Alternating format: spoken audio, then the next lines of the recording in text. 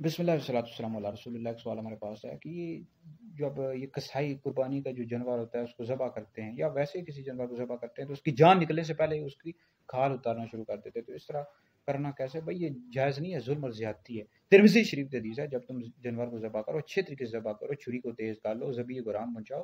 میرات المناجی میں لکھا ہے کہ جانور کی جان نکالنے سے پہلے ہی اس کی کھال اتارنا یہ ظلم اور زیادتی ہے۔